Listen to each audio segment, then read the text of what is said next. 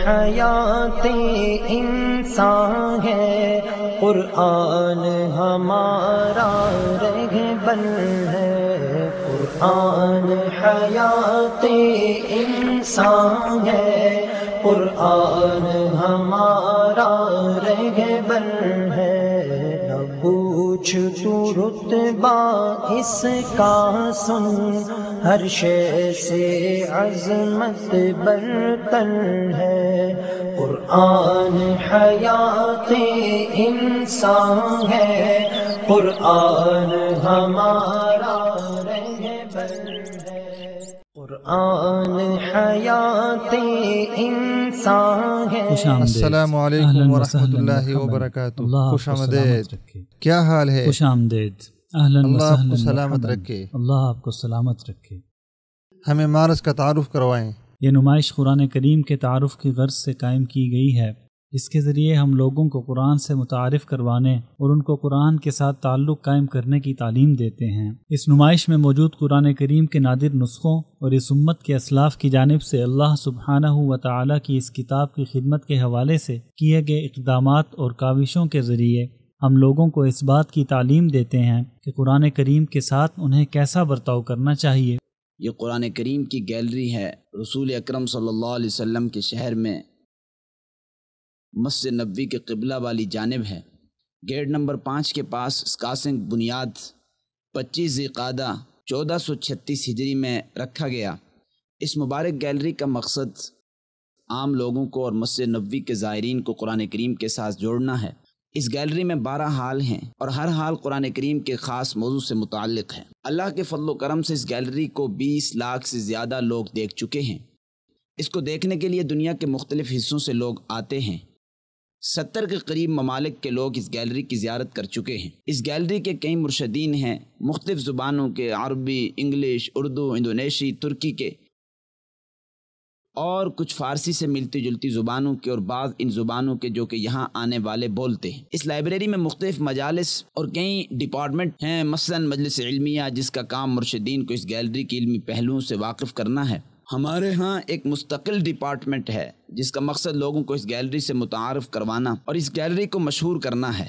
یہ ڈپارٹمنٹ مدینہ شریف میں اور اس کے علاوہ سوشل میڈیا کے ذریعے لوگوں کو اس گیلری کا بتاتے ہیں۔ ایک ڈپارٹمنٹ میڈیا اور اس گیلری کی خبروں کے لیے ہے، ایسے ہی ایک مجلس تعلقات عامہ کے لیے ہے، تاکہ بڑے اور مشہور لوگوں کو اس گیلری کا تعارف اور دورہ کروایا جائے۔ یہ گیلری کئی حالوں پر مشتمل ہے۔ یہ استقبالیہ حال ہے جس میں مختلف ممالک سے آنے والے افراد اور وفود کا استقبال کیا جاتا ہے۔ یہاں ہم انہیں کعبہ کے غلاف کے بارے میں بتاتے ہیں کہ کیسے اللہ تعالیٰ نے مکہ مکرمہ میں اس مقام پر سب سے پہلے قرآن نازل فرمایا۔ یہاں کعبہ کے غلاف کو رکھنے کا مقصد وحی کے نزول کے مقام کے ساتھ لوگوں کا تعلق قائم کرانا ہے۔ کعبہ کا یہ غلاف تقریباً 120 سال قبل مصر میں ریشم سے بنایا گیا، جس پر ایک عظیم خطاط نے چاندی اور سونے کے دھاگوں سے پرانی آیات تحریر کی۔ وہاں نہ چلیں؟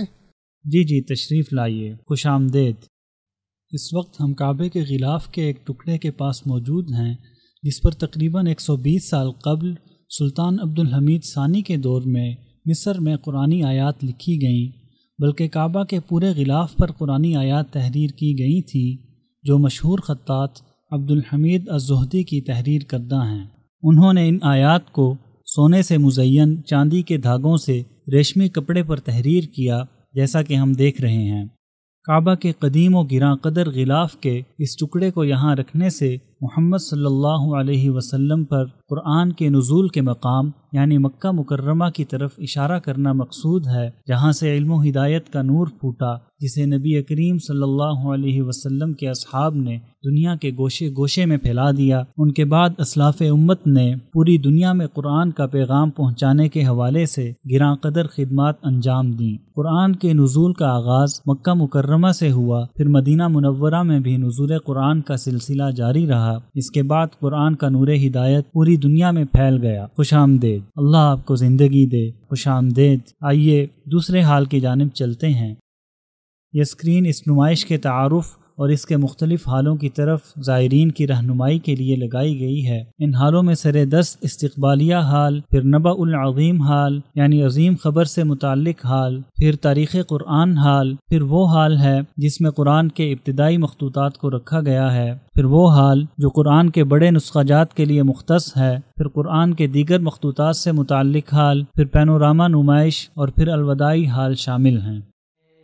جو فکر کا چراغ ہے، جو علم کا نصاب ہے، جو فکر کا چراغ۔ اس حال میں ہم زائرین کے لیے اس بات کی وضاحت کرتے ہیں کہ اللہ تعالیٰ نے ہمارے یعنی امت مسلمہ کے ساتھ اس طرح کا معاملہ نہیں کیا جس طرح کا معاملہ اس نے ہم سے پہلی امتوں کے ساتھ کیا، اور یہ کہ اللہ تعالیٰ نے جس طرح محمد صلی اللہ علیہ وسلم پر قرآن نازل فرمایا، اسی طرح متعلقہ انبیاء پر دیگر آسمانی کتب بھی نازل فرمائیں، جیسا کہ ابراہیم علیہ السلام پر صحیفے، داؤد علیہ السلام پر زبور، موسیٰ علیہ السلام پر تورات اور عیسیٰ علیہ السلام پر انجیل نازل فرمائی۔ یہ تمام کتابیں بھی قرآن پاک کی طرح اللہ تعالیٰ کی نازل کردہ ہیں، لیکن اللہ تعالیٰ نے اپنی بالغ حکمت کے سبب ان تمام کتابوں کی حفاظت انسانوں کو سونپ دی، یعنی ان انبیاء اور رسولوں کی اقوام کو، سو انہوں نے ان میں تحریف کر دی اور ان کا حلیہ بگاڑ کر رکھ دیا۔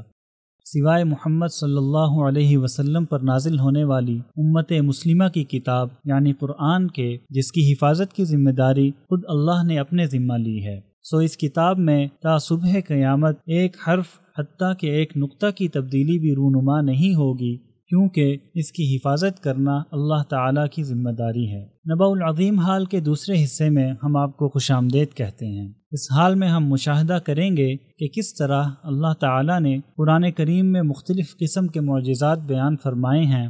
ہمارے سامنے موجود یہ اسکرین اس نمائش کے زائرین کے لیے علوم قرآن اور قرآن مجید سے متعلق بعض دیگر چیزوں کو انتہائی آسان اور سلیس انداز میں پیش کرتی ہے۔ مثال کے طور پر جیسا کہ ہم دیکھ رہے ہیں، اس اسکرین پر موجود ابواب میں سے ایک باب قرآن کریم کی عظمت ہے۔ ہم نے زائرین کی سہولت کے لیے ٹچ اسکرینز نصب کی ہیں تاکہ وہ انہیں چھو کر اپنی مرضی کے موضوع کا انتخاب کر سکیں اور اس موضوع کے محتویات کو دیکھ یا سن سکیں۔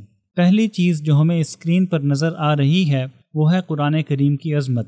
اسکرین پر اس خانے میں موجود ابواب کے ذریعے ہم قرآن کریم کی عظمت سے آگاہی حاصل کر سکتے ہیں کہ کیسے اس قرآن نے عربوں کی زندگی میں انقلاب برپا کیا، فرشتے کس قدر انہماک سے قرآن کریم کو سنتے ہیں اور کیسے قرآن کریم نے جنوں کو متاثر کیا۔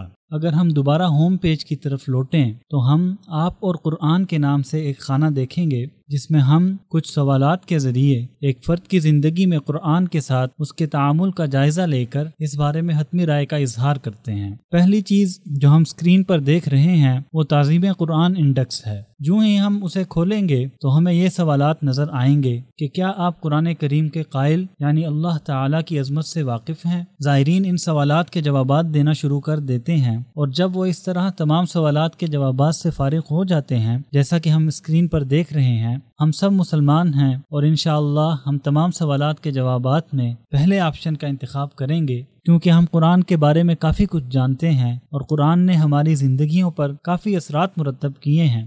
پھر ہم زائرین کے جوابات کی روشنی میں اس میسج کا پرنٹ لے کر اس پر ان کا نام اور ای میل درج کر کے سند کی شکل میں انہیں ارسال کر دیتے ہیں۔ یہ قرآن کے ساتھ ان کے تعامل کی عکاس ہوتی ہے۔ اس نیٹ ورک کے مندرجات کافی زیادہ ہیں، مثلا قرآن کریم کے فضائل، بعض مخصوص آیات قرآنیہ کے فضائل، قرآن کی بعض صورتوں کے فضائل، جمعہ کے دن کے ساتھ مخصوص قرآنی صورتوں کے فضائل، اسی طرح خالق کی عظمت سے آگاہ کرنے والے اس فطری مناظرے کے ذریعے قرآن اور اللہ کے ساتھ دلی لگاؤ کی وضاحت وغیرہ۔ زائرین سپیکرز کے ذریعے اس مواد کو سن بھی سکتے ہیں تاکہ دیگر زائرین ڈسٹرب نہ ہوں۔ اسپیکر ہے؟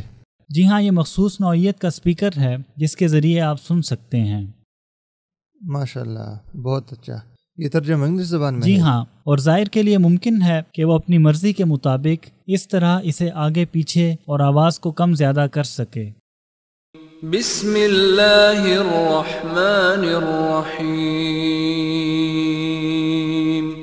کل من علیہا فان اب ہم اس بورڈ کی جانب بڑھتے ہیں جو قرآنی معجزات کی وضاحت کے لیے نصب کیا گیا ہے کہ کیسے اللہ تعالیٰ نے اس قرآن کے ذریعے عربوں کو چیلنج کیا، بلکہ اللہ تعالیٰ نے ان کے بعد آنے والے لوگوں کو بھی چیلنج کیا، اور آج تک قرآنی معجزات برابر ظاہر ہو رہے ہیں۔ ابھی تک یہ قرآن اپنی آیات کے ذریعے لوگوں کو ورطہ حیرت میں ڈالے ہوئے ہے اور وہ اس کی مثل لانے سے عاجز ہیں، کیونکہ اللہ تعالیٰ نے اس قرآن کو اپنی بالغ حکمت کے مطابق اس طرح نازل فرمایا۔ اللہ تعالیٰ کا ارشاد ہے، ہم نے اس کتاب میں کوئی چیز نہیں چھوڑی۔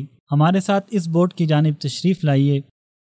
جیسا کہ ہم ان تختیوں پر اللہ تعالیٰ کی کتاب میں موجود اعجاز کی اقسام دیکھ رہے ہیں، اللہ تعالیٰ نے اہل عرب کو اس قرآن کے ذریعے چیلنج کیا کہ اس کی طرح کا قرآن لے آؤ، مگر وہ ایسا نہ کر سکے۔ پھر کہا کہ اس کی طرح کی 10 صورتیں ہی لے آؤ، لیکن پھر بھی وہ ایسا نہ کر سکے۔ پھر کہا کہ اس کی طرح کی ایک آیت ہی لے آؤ، لیکن وہ پھر بھی ایسا نہ کر سکے۔ قرآن میں موجود اعجاز کی کئی اقسام ہیں، جن میں سے ایک قرآن کا اعجاز بیانی ہے۔ جب انسان قرآنی آیات میں غور کرتا ہے تو وہ دیکھتا ہے کہ قرآن فصاحت و بلاغت کا شاہکار ہے۔ اس عظیم درجے کی فصاحت کہ جس نے عرب کے فصحاء اور بلغاء کو ورطہ حیرت میں ڈال کر رکھ دیا۔ اسی طرح قرآن کے اعجازات میں سے ایک اس کا سائنسی اعجاز ہے، جس نے آج تک سائنسدانوں کو حیرت میں ڈال رکھا ہے۔ ان میں سے بعض ایسے تھے جنہوں نے قرآن میں نکتہ چینی کی غرض سے اس کا مطالعہ شروع کیا، لیکن جب انہوں نے قرآن کی آیات میں غور و فکر کیا تو وہ اس کی فراہم کردہ سائنسی معلومات سے متاثر ہوئے بغیر نہ رہ سکے اور انہوں نے اسلام قبول کر لیا، کیونکہ ان سے ہم کلام ذات اللہ تعالیٰ کی علیم و خبیر ذات تھی۔ قرآن کا ایک اعجاز اس کی عالمگیریت ہے، وہ یہ کہ قرآنی آیات اور اللہ تعالیٰ کے احکامات ہر زمانہ اور ہر مقام کے لیے موزوں ہیں۔ ایک عالم دین نے مجھے بتایا کہ ہمیں یہ نہیں کہنا چاہیے کہ قرآن ہر جگہ اور ہر زمانے کے لیے موزوں ہے، بلکہ ہمیں یہ کہنا چاہیے کہ کوئی زمانہ اور کوئی جگہ قرآن کے بغیر موزوں ہو ہی نہیں سکتی۔ سبحان اللہ، یہ ہے قرآن کی عالمگیریت کا اعجاز۔ قرآن کریم کا ایک اعجاز اعجاز غیبی ہے، اور وہ یہ کہ قرآن ہمیں سابقہ امتوں کے احوال کی خبر دیتا ہے۔ اللہ تعالی ہمیں ان کے واقعات کی خبر دینے کے ساتھ ان کی ابتدا اور نبیوں اور رسولوں کے ساتھ ان کے تعامل کے بارے میں بھی بتاتے ہیں۔ اسی طرح قرآن کریم نے اپنے زمانہ نزول میں رونما ہونے والے غائب واقعات کی خبر بھی دی۔ مثلا اللہ تعالی نے نبی کریم صلی اللہ علیہ وسلم کو روم اور فارس میں ہونے والے جنگ و جدل وغیرہ کے واقعات کی خبر دی۔ یہ واقعات حضور صلی اللہ علیہ وسلم کے دور میں رونما ہو رہے تھے، لیکن آپ صلی اللہ علیہ وسلم ان سے بے خبر تھے۔ اسی طرح قرآن نے مستقبل کے غائب کے بارے میں بھی خبر دی کہ اس امت کا مستقبل کیا ہوگا۔ یہ ہیں قرآنی اعجاز کی چند قسمیں، اور آج تک قرآن کے اعجازات مسلسل ظاہر ہو رہے ہیں۔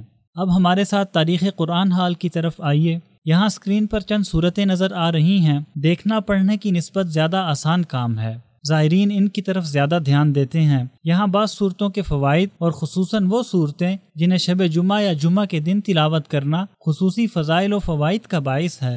نبی کریم صلی اللہ علیہ وسلم ان میں سے بعض صورتوں کی جمعہ کے دن فجر کے وقت تلاوت فرمایا کرتے تھے۔ کبھی آپ صلی اللہ علیہ وسلم سورہ قاف اور المنافقون، کبھی سورہ سجدہ اور الانسان، کبھی سورہ قاف اور الاعلی، اور کبھی سورہ الجمعہ اور الغاشیہ کی تلاوت فرمایا کرتے تھے۔ اس تختی میں کیا ہے؟ یہ تختی دراصل ایک انتہائی قدیم نسخے کی تصویر ہے جو خط ثلث میں لکھا ہوا ہے، جیسا کہ ہمیں نظر آ رہا ہے۔ یہ سونے کے پانی سے آراستہ ہے۔ اب ہم ان مخطوطات پر نظر ڈالیں گے کہ یہ اس نمائش کے حال میں کیسے آئے۔ میرے ساتھ دوسرے حال کی طرف تشریف لائیے۔ ہم اس مخصوص و متمیز تختی سے ابتدا کرتے ہیں۔ یہ سلطان عبد الحمید کی تحریر کردہ ہے، جو سلطان محمود کے دوسرے بیٹے اور خلافت عثمانیہ کے سلاطین میں سے تھے۔ انہوں نے یہ تختی اپنے ہاتھ سے خالص سونے کے پانی سے لکھی۔ جیسا کہ ہم دیکھ رہے ہیں، انہوں نے اس میں لکھا واللہ ولی التوفیق، یعنی اللہ تعالیٰ ہی توفیق دینے والے ہیں۔ اگرچہ یہ آدمی اس وقت ایک تہائی دنیا پر حکمران تھا، لیکن یہ حکومت و حکمرانی اسے اللہ تعالیٰ کی کتاب کی خدمت سے غافل نہ کر سکی، اور اس نے اپنے ہاتھ سے قرآن مجید کے 2 مکمل نسخے لکھے۔ سلطان عبد الحمید نے؟ جی ہاں، انہوں نے اپنے ہاتھ سے قرآن کے 2 نسخے لکھے اور خالص سونے کے پانی سے یہ تختی بھی لکھی۔ آئیے اب دوسری تختی کی جانب چلتے ہیں۔ یہ کئی تختیوں کا مجموعہ ہے جس میں قرآن پاک کی بعض صورتوں کے فضائل درج ہیں، جیسا کہ سورہ فاتحہ جسے ام الکتاب بھی کہا جاتا ہے۔ اسی طرح نبی کریم صلی اللہ علیہ وسلم نے سورہ البقرہ کے فضائل بیان کرتے ہوئے فرمایا کہ یہ شیطانوں کو دفع کرتی ہے۔ آپ صلی اللہ علیہ وسلم نے فرمایا کہ جس گھر میں سورۃ البقرہ کی تلاوت کی جائے، شیاطین 3 دن تک اس گھر میں داخل نہیں ہو سکتے۔ اسی طرح آپ صلی اللہ علیہ وسلم نے فرمایا کہ سورۃ البقرہ کے ساتھ تعلق قائم رکھنا موجب برکت ہے اور اس کا ترک کرنا نقصان کا باعث ہے۔ سورۃ الملک کے بارے میں رسول اکرم صلی اللہ علیہ وسلم فرماتے ہیں کہ قرآن میں ایک سورت ہے جس کی 30 آیتیں ہیں، یہ اپنے ساتھ تعلق رکھنے والے آدمی کی شفاعت کرے گی حتیٰ کہ اسے بخش دیا جائے گا، اور یہ سورہ تبارک الذی بیدہ الملک ہے۔ اسی طرح سورہ اخلاص کے بارے میں آپ صلی اللہ علیہ وسلم کا ارشاد ہے کہ تم میں سے جو شخص ہر رات 1/3 قرآن کی تلاوت کرنا چاہے، اسے چاہیے کہ وہ سورہ اخلاص کی تلاوت کرے، کیونکہ یہ 1/3 قرآن کے برابر ہے۔ اسی طرح معوذتین کے بارے میں فرمایا کہ یہ شیاطین سے انسان کو محفوظ رکھتی ہیں۔ آپ صلی اللہ علیہ وسلم کا ارشاد ہے کہ کیا آپ کو رات کے وقت نازل ہونے والی ان 2 صورتوں کی خبر نہیں جن کی مثل کبھی نہیں دیکھی گئی؟ یہ 2 صورتیں قل اعوذ برب الفلق اور قل اعوذ برب الناس ہیں۔ قرآنی صورتوں کے فضائل کے باب میں آیت الکرسی کی فضیلت بھی قابل ذکر ہے۔ یہ قرآن کی سب سے عظیم آیت تصور کی جاتی ہے۔ آپ صلی اللہ علیہ وسلم ایک حدیث میں فرماتے ہیں کہ اے ابو منذر، کیا آپ جانتے ہیں قرآن کی سب سے عظیم آیت کون سی ہے؟ ابو منذر کہنے لگے کہ اللہ اور اس کا رسول ہی بہتر جانتے ہیں۔ آپ صلی اللہ علیہ وسلم نے پھر پوچھا کہ اے ابو منذر، کیا آپ جانتے ہیں کہ قرآن کی سب سے عظیم آیت کون سی ہے؟ آپ صلی اللہ علیہ وسلم نے پھر پوچھا کہ اے ابو منذر، کیا آپ جانتے ہیں کہ قرآن کی سب سے عظیم آیت کون سی ہے؟ تو انہوں نے کہا کہ اللہ لا الہ الا ہو۔ تو آپ صلی اللہ علیہ وسلم نے ان کے سینے پر تھپکی دیتے ہوئے فرمایا کہ اے ابو منذر، آپ کا علم درست ہے۔ گویا کہ آپ صلی اللہ علیہ وسلم نے ان کے اس دعوے پر مہر تصدیق ثبت کر دی کہ یہی آیت اللہ کی کتاب کی سب سے عظیم آیت ہے۔ اسی طرح آیات کی فضیلت کے باب میں سورۃ البقرہ کی آخری آیات کی فضیلت قابل ذکر ہے۔ ارشاد گرامی ہے کہ جس نے رات کے وقت سورۃ البقرہ کی آخری 2 آیتوں کی تلاوت کی تو یہ اس کے لیے کافی ہیں۔ اسی طرح جمعہ کے دن سورۃ الکہف کی تلاوت کی بڑی فضیلت ہے۔ آپ صلی اللہ علیہ وسلم کا ارشاد ہے کہ جس نے سورہ کہف کی ابتدائی 10 آیات کو حفظ کیا وہ دجال کے فتنے سے محفوظ رہے گا۔ آئیے اب اس حال کی جانب چلتے ہیں۔ یہ حال تاریخ قرآن کریم حال کے نام سے موسوم ہے۔ قرآن کا نظام ہی جہاں میں کامیاب ہے۔ یہاں ہم قرآن کی تاریخ کے حوالے سے گفتگو کریں گے کہ مکہ مکرمہ میں نبی کریم صلی اللہ علیہ وسلم پر وحی کی ابتدا کیسے ہوئی۔ ان تختیوں کے ذریعے ہم وحی کے معنی کی وضاحت کریں گے کہ حضور صلی اللہ علیہ وسلم پر وحی کیسے نازل ہوا کرتی تھی۔ وحی در حقیقت اللہ اور اس کے تمام رسولوں اور انبیاء کے درمیان شریعت اور کتابوں کی تبلیغ کا ایک ذریعہ تھی۔ اللہ تعالیٰ کا ارشاد ہے کہ اسی طرح ہم نے آپ کی طرف اپنے حکم سے روح کو اتارا، آپ اس سے پہلے یہ بھی نہیں جانتے تھے کہ کتاب اور ایمان کیا چیز ہے، لیکن ہم نے اسے نور بنایا، اس کے ذریعے سے اپنے بندوں میں سے جسے چاہتے ہیں ہدایت دیتے ہیں، بے شک آپ راہ راست کی رہنمائی کر رہے ہیں۔ اور نبی کریم صلی اللہ علیہ وسلم کا ارشاد ہے کہ ہر نبی کو ایسے معجزات عطا کیے گئے جنہیں دیکھ کر لوگ ان پر ایمان لائے، اور مجھے جو معجزہ دیا گیا وہ وحی یعنی قرآن ہے جو اللہ نے مجھ پر نازل کی ہے۔ اس لیے میں امید کرتا ہوں کہ قیامت کے دن میرے تابع فرمان لوگ دوسرے پیغمبروں کے تابع فرمانوں سے زیادہ ہوں گے۔ بعض علماء کی رائے ہے کہ قرآن کریم کے علاوہ باقی تمام آسمانی کتابیں پوری کی پوری ایک ہی بار متعلقہ انبیاء اور رسولوں پر نازل ہوئیں، لیکن قرآن مجید کو اللہ تعالیٰ نے حالات و واقعات کے پیش نظر اجزاء کی صورت میں 23 سال کے عرصے میں حضور صلی اللہ علیہ وسلم پر نازل فرمایا، اور جبریل امین قرآن کریم کی آیات لے کر حضور صلی اللہ علیہ وسلم کے پاس آتے تھے، جیسا کہ ارشاد ربانی ہے، اور بے شک و شبہ یہ قرآن اللہ رب العالمین کا نازل فرمایا ہوا ہے، اسے امانت دار فرشتہ لے کر آیا ہے، آپ کے دل پر اترا ہے کہ آپ آگاہ کر دینے والوں میں سے ہو جائیں۔ اب ہم حال میں موجود باقی تختیوں کی جانب متوجہ ہوتے ہیں۔ اس تختی میں قرآن کریم کو جمع کرنے کے مراحل مذکور ہیں۔ قرآن کریم کو جمع کرنے کے پہلے مرحلے کا آغاز کب ہوا؟ جب ہم مختلف ممالک سے یہاں اس نمائش میں تشریف لانے والے لوگوں سے پوچھتے ہیں کہ سب سے پہلے قرآن کو کس نے ایک جگہ جمع کیا، تو سب یک زبان ہو کر کہتے ہیں حضرت عثمان رضی اللہ عنہ نے۔ یہ معلومات درست نہیں ہیں۔ حضرت ابو بکر صدیق رضی اللہ عنہ وہ پہلے شخص تھے جنہوں نے مرتدین اور مسیلمہ کذاب کو قتل کرنے کے بعد قرآن کو جمع کیا۔ مسیلمہ کذاب اور ابو بکر صدیق رضی اللہ عنہ کے درمیان ایک عظیم جنگ ہوئی تھی جس میں تقریباً 600 صحابہ کرام نے جام شہادت نوش فرمایا۔ ان میں اکثریت ایسے صحابہ کی تھی جو حافظ قرآن اور کاتب وحی تھے۔ قرآن نبی کریم صلی اللہ علیہ وسلم کے زمانہ میں چمڑے وغیرہ پر لکھا جاتا تھا۔ جب جلیل القدر صحابہ کرام کی یہ جماعت شہید ہوئی تو حضرت عمر رضی اللہ عنہ کو خدشہ لاحق ہوا کہ کہیں قرآن کریم ضائع نہ ہو جائے اور امت محمدیہ نابود نہ ہو جائے، سو انہوں نے حضرت ابو بکر رضی اللہ عنہ کو مشورہ دیا کہ وہ بعض صحابہ کرام کو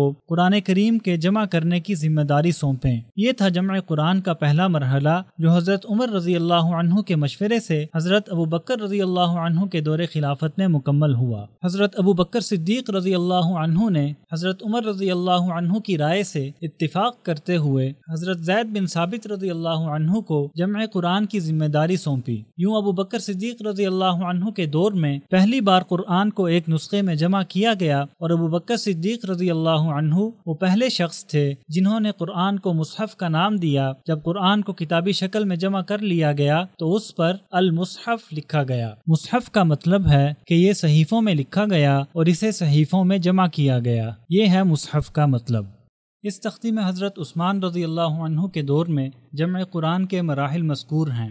یہ قرآن کریم کی تدوین کا دوسرا مرحلہ تھا جو حضرت عثمان رضی اللہ عنہ کے زمانہ خلافت میں تکمیل پذیر ہوا۔ جب آپ رضی اللہ عنہ کے دور میں اسلامی مملکت کی سرحدیں وسیع ہو گئیں اور مختلف نسلوں کے لوگ دائرہ اسلام میں داخل ہوئے تو آپ رضی اللہ عنہ کو خدشہ لاحق ہوا کہ مسلمانوں کی صفوں میں انتشار پھیل سکتا ہے، کیونکہ اللہ تعالیٰ نے قرآن کو اہل عرب کے 7 معروف مختلف لہجوں میں نازل فرمایا تھا، اور حضرت عثمان رضی اللہ عنہ کے دور میں تمام علاقوں کے لوگ اپنے من پسند لہجے میں نازل شدہ قرآن کی تلاوت کیا کرتے تھے۔ سو آپ رضی اللہ عنہ کو خدشہ لاحق ہوا کہ مسلمانوں کے مابین فتنے جنم لے سکتے ہیں، بلکہ در حقیقت ان فتنوں نے سر اٹھانا شروع کر دیا تھا۔ مثلا جن لوگوں کے پاس ورش کی روایت کے مطابق قرآن تھا، ان کا کہنا تھا کہ ہمارے پاس موجود قرآن ہی برحق ہے اور باقی روایات کا اللہ تعالیٰ کے نازل کردہ قرآن سے کوئی تعلق نہیں ہے۔ الغرض اسی طرح کے فتنے سر اٹھانا شروع ہو گئے تو حضرت عثمان رضی اللہ عنہ نے مسلمانوں کو ایک قرآن پر متحد کرنے کا ارادہ فرمایا اور حکم دیا کہ ملک میں موجود مختلف روایات کے قرآن کریم کے تمام نسخوں کو جمع کیا جائے اور ایک معتمد نسخہ لکھا جائے جس پر تمام مسلمانوں کو جمع کیا جائے۔ مختلف روایات کے مطابق اس معتمد نسخے کی 30 یا 60 کاپیاں کی گئیں، اور یہ کاپیاں جو شکل و روایت کے اعتبار سے ایک جیسی تھیں انہیں پورے ملک میں تقسیم کر دیا گیا تاکہ مسلمانوں کو ایک قرآن پر جمع کیا جائے، اور وہ نسخہ یہ ہے جو ہمارے سامنے اس حال کے درمیان میں موجود ہے۔ قرآن مجید کا یہ نسخہ حضرت عثمان رضی اللہ عنہ کی طرف منسوب ہے۔ آپ رضی اللہ عنہ نے اسے اپنے دور خلافت میں تحریر فرمایا۔ یہ نسخہ جو ہمارے سامنے اس نمائش میں موجود ہے یہ اصلی نسخہ نہیں ہے، بلکہ یہ حضرت عثمان رضی اللہ عنہ کی طرف منسوب نسخے کی فوٹو کاپی ہے۔ اگر ہم اس مصحف کے صفحات کو قریب سے دیکھیں تو ہمیں معلوم ہوگا کہ آپ کے دور میں قرآنی آیات بغیر نقطوں، بغیر اعراب اور بغیر حرکات کے لکھی گئی تھیں۔ حضور صلی اللہ علیہ وسلم، حضرت ابو بکر صدیق اور حضرت عثمان رضی اللہ عنہما کے ادوار میں قرآنی آیات بغیر نکات اور بغیر اعراب کے لکھی جاتی تھیں۔ حضرت علی بن ابو طالب رضی اللہ عنہ کے دور میں قرآنی آیات پر نقاط لگائے گئے، اور پھر خلافت بنو امیہ کے عہد میں قرآنی آیات پر اعراب اور حرکات لگائی گئیں، اور یوں اس تیسرے مرحلہ میں قرآن مجید کی کتابت پائے تکمیل کو پہنچی۔ آج تک خطاط اپنے ہاتھوں سے قرآنی آیات کی کتابت کا شرف حاصل کر رہے ہیں، جیسا کہ ہم اسی حال میں دیکھیں گے انشاءاللہ۔ اللہ تعالیٰ آپ کو سلامت رکھے۔ ہمارے ساتھ تشریف لائیے۔ اس میز پر ایک عظیم خطاط شیخ طویل بیٹھتے ہیں۔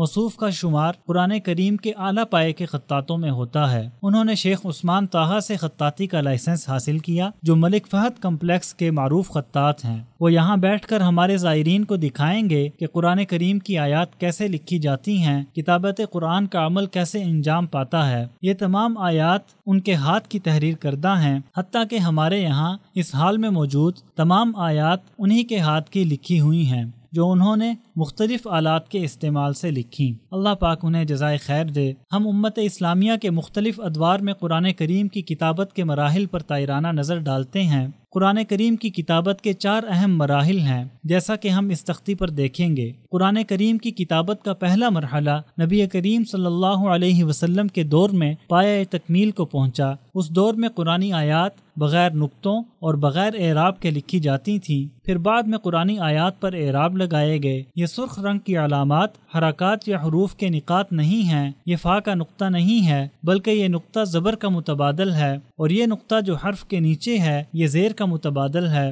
تیسرے مرحلے میں قرآنی آیات پر عجمیوں کی سہولت کے لیے نقاط لگائے گئے، جنہیں نقاط اعجام کہتے ہیں۔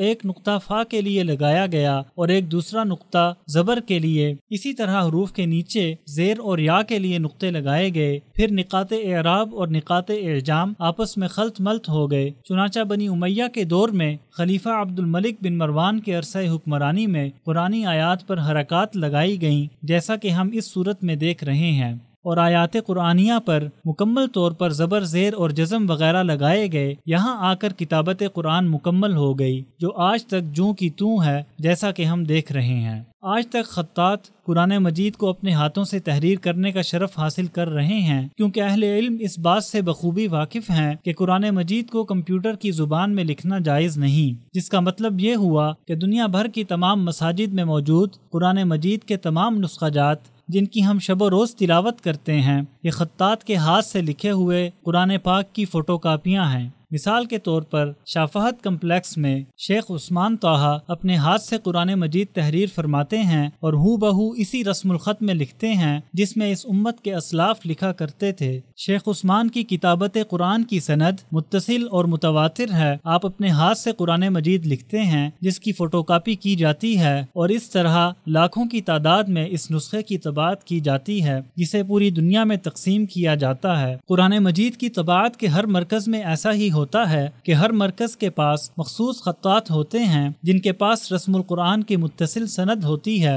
وہ اس مرکز کے لیے اپنے ہاتھ سے قرآن مجید کا کامل نسخہ تحریر کرتے ہیں، پھر اس سے لاکھوں کی تعداد میں قرآنی نسخہ جات کی طباعت کی جاتی ہے، جیسا کہ ہم دیکھ رہے ہیں اور قرآن مجید کے صفحات میں تلاوت کر رہے ہیں۔ کیا شیخ ہانی نے قرآن مجید کا کامل نسخہ لکھا ہے؟ میرے خیال میں شیخ ہانی ابھی تک اپنے ہاتھ سے قرآن مجید تحریر فرما رہے ہیں، البتہ شیخ عثمان کافی تعداد میں قرآن مجید کے نسخہ جات تحریر کر چکے ہیں۔ میرے خیال میں آپ 33 کے قریب قرآن مجید کے مکمل نسخہ جات اپنے ہاتھ سے تحریر فرما چکے ہیں۔ شیخ ہانی جو یہاں ہمارے ہاں بیٹھتے ہیں وہ قرآن کریم کے تقریباً 20 نسخہ جات تحریر فرما چکے ہیں۔ السلام علیکم ورحمۃ اللہ وبرکاتہ۔ مسجد نبوی کے قریب قرآن کریم کی گیلری میں خوش آمدید۔ حجاج کرام اور زائرین کی خدمت کے لیے ایک چھوٹی سی کوشش کی گئی ہے کہ وہ جان لے کہ کتابت قرآن پاک کی کیفیت کیا ہے، کیونکہ ہر شخص کے پاس اتنی فرصت نہیں ہوتی کہ وہ کسی خطاط کو کتاب اللہ لکھتا ہوا دیکھے۔ چنانچہ بعض لوگوں کا یہ گمان ہے کہ کتاب اللہ کی طباعت ہوتی ہے، لیکن حقیقت یہ ہے کہ دور نبوت سے لے کر آج تک قرآن پاک ہاتھ سے ہی لکھا جاتا ہے، اور یہ بات معروف ہے کہ خطاط فن کتابت قرآن نسل در نسل وراثت ہی میں حاصل کرتے ہیں، یعنی یہ ایک سلسلہ ہے جس میں اس فن کی باقاعدہ اجازت دی جاتی ہے، اور اس میں جو خطاط کتابت قرآن کا ارادہ کرے اس کے لیے ضروری ہے کہ اس وقت کے بڑے خطاط کی طرف سے اس کو اجازت دی گئی ہو، اور یہ اسناد اسلاف اور ان سے بھی پہلے علی بن ابی طالب اور عثمان رضی اللہ عنہما اور دور نبوت کے کاتبین قرآن تک پہنچتی ہیں۔ اور اب بھی یہ کام اسی طرح ہوتا ہے کہ قرآن کریم لکھنے والے خطاط کے سامنے کئی نسخے موجود ہوتے ہیں۔ کتاب اللہ کو ہاتھ سے لکھنے والوں میں میرے اساتذہ میں سے ڈاکٹر عثمان بھی ہیں، جن سے میں نے فن خط عربی اور کتابت قرآن کی اجازت حاصل کی ہے، اور اسی طرح استاذ احمد اور ڈاکٹر عبدالعزیز مصطفیٰ سے بھی اجازت حاصل کی ہے، اور یہ حصول اجازت اس لیے ہوتی ہے تاکہ یہ کتابت کے اصول اور قواعد کے لیے بنیاد اور اساس ہو۔ اس لیے کہ خط عربی کے فن اور بالخصوص کتابت قرآن پاک کے فن کے لیے اس چیز کا گہرا مطالعہ ضروری ہے کہ سطر کی کیا کیفیت ہو، حرکات کیسی لگائی جائیں اور اعراب کی کیا کیفیت ہو۔ اس لیے عام طور پر کسی کو کتابت قرآن پاک کی اجازت نہیں دی جاتی جب تک کہ وہ ایسے اساتذہ سے اسناد حاصل نہ کر لے جو قرآن پاک لکھتے ہیں اور ان کے پاس اس فن کا علم اور مطالعہ ہو۔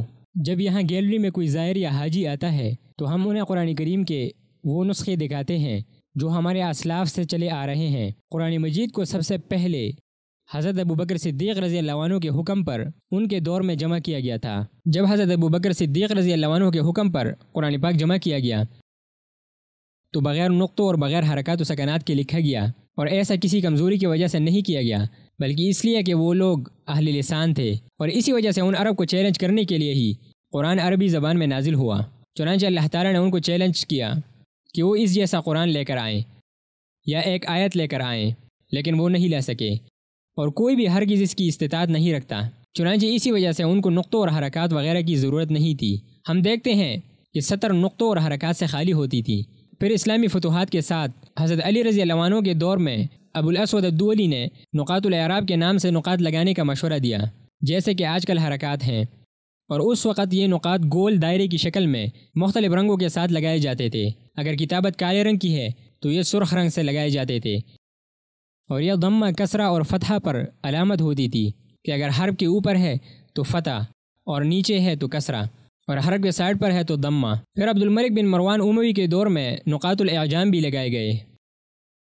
یہ نقاط با، تا، ثا، قاف اور فا میں فرق کرتے تھے، لیکن پھر نقاط الاعراب اور نقاط الاعجام میں التباس ہونے لگا، تو نقاط الاعراب جو حضرت علی رضی اللہ عنہ کے دور میں لگائے گئے تھے ان کو فتحہ، کسرہ کی شکل میں کر دیا گیا، جیسے آج کل ہم استعمال کرتے ہیں۔ کیا اسلامی تاریخ کے مختلف ادوار میں گزرنے والے قرآن مجید کے تمام خطاط اپنے سابقین سے مجاز تھے؟ جی ہاں، حتیٰ کہ شیخ ہانی یعنی ان کے شیخ عثمان کے شیخ، پھر ان کے شیخ، پھر ان کے شیخ، حتیٰ کہ یہ سلسلہ خلافت راشدہ کے دور میں رائج قرآن الکریم کے رسم الخط تک جا پہنچتا ہے۔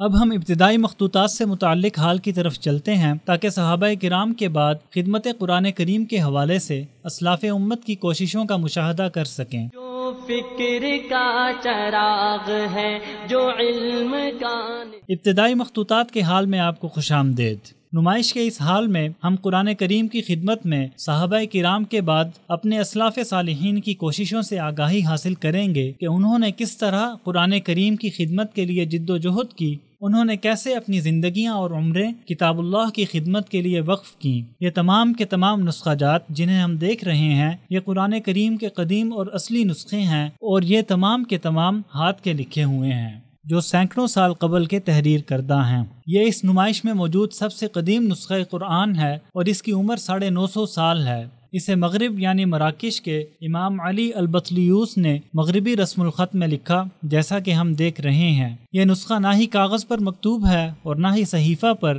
بلکہ یہ ہرن کے چمڑے پر لکھا ہوا ہے۔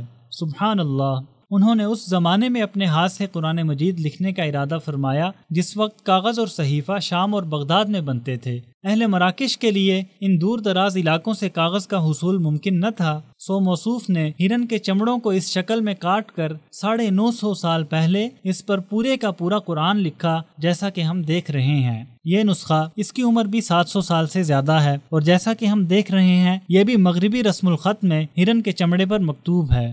کیا ان دونوں کا ایک ہی کاتب ہے؟ نہیں، اس مصحف کے کاتب ایک اور صاحب ہیں۔ یہ 700 سال پرانا ہے جبکہ وہ 900 سال قدیم ہے۔ ان دونوں کی عمر میں تقریباً 200 سال کا فرق ہے۔ جب ہم ان مصاحف میں غور و فکر کرتے ہیں کہ کیسے ان کے کاتبین نے انہیں اپنے ہاتھوں سے تحریر فرمایا تو ہم حیران رہ جاتے ہیں، حتیٰ کہ قرآن کریم کے چھوٹے چھوٹے نسخے ان کے کاتبین نے کس طرح اس قدر چھوٹے چھوٹے نسخوں کو اپنے ہاتھوں سے تحریر فرمایا۔ بعض زائرین یہ گمان کرتے ہیں کہ یہ چھوٹے چھوٹے نسخے طبع شدہ ہیں جنہیں چھوٹا کر کے پرنٹ کیا گیا ہے۔ ان کے نزدیک ہاتھ کے ساتھ اس قدر باریک لکھنا ناممکن ہے، لیکن در حقیقت یہ تمام کے تمام نسخے اصلی ہیں اور ہاتھ سے تحریر کردہ ہیں۔ اگر ہم ان مصاحف کی تزئین و آرائش میں غور و فکر کریں تو ہم حیران رہ جاتے ہیں کہ کس طرح ان مصاحف کے کاتبوں نے ان کے چھوٹے حجم کے باوجود کمال مہارت سے ان کے صفحات کی تزئین و آرائش کا اہتمام کیا۔ مثلا یہ نسخہ اگر ہم اسے قریب سے دیکھیں تو ہمیں معلوم ہوگا کہ سید مصطفیٰ راسخ، جنہوں نے تقریباً 190 سال قبل اسے تحریر فرمایا،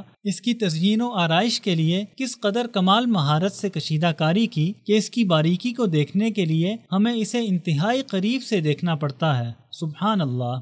انہوں نے اسے اپنے ہاتھ سے تحریر کیا اور اس کی تزئین و آرائش بھی اپنے ہاتھ ہی سے اس قدر مہارت سے کی کہ اس کے رنگ اور لائنیں ذرا برابر بھی خلط ملط نہ ہوئیں۔ اللہ کی قسم، ہم یہ کہنے میں حق بجانب ہوں گے کہ موجودہ دور میں جدید آلات بھی اس قدر باریک بینی اور اس قدر کمال کے ساتھ نقش و نگار بنانے سے قاصر ہیں۔